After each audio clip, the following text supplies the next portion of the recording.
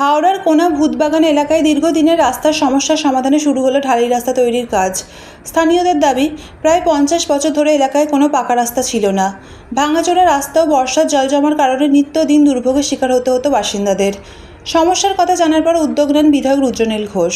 শনিবার প্রতিশ্রুতি মতো শুরু হয় কংক্রিটের নতুন রাস্তা নির্মাণের কাজ।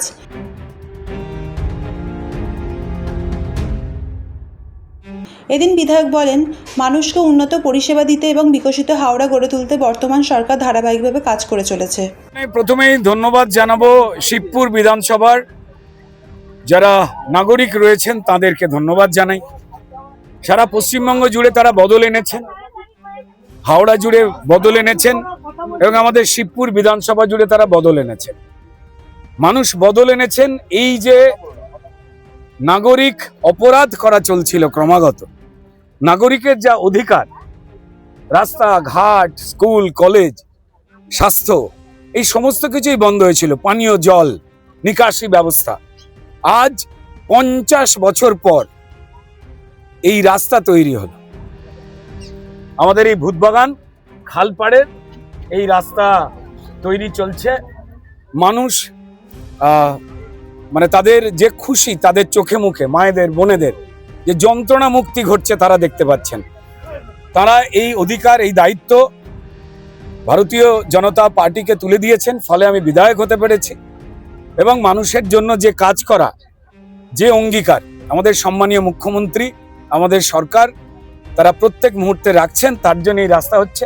আমি ধন্যবাদ জানাবো হাওড়া কর্পোরেশনকে।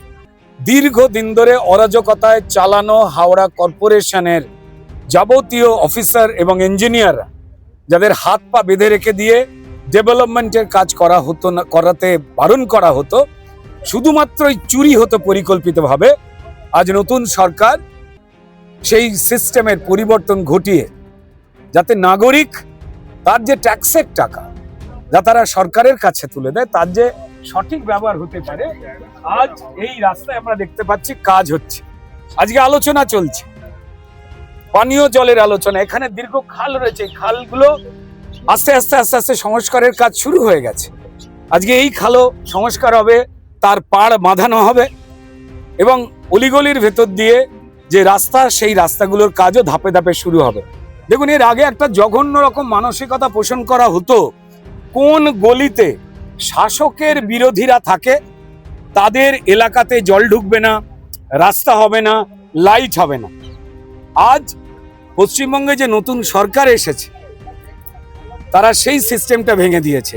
নাগরিক তিনি নাগরিক, তার জন্য পরিষেবা দেওয়াটাই একটা সভ্য ভদ্র দেশের বা রাজ্যের কাজ। আমরা সেই কাজটা করছি। ফলো করুন পাবলিক মিডিয়া।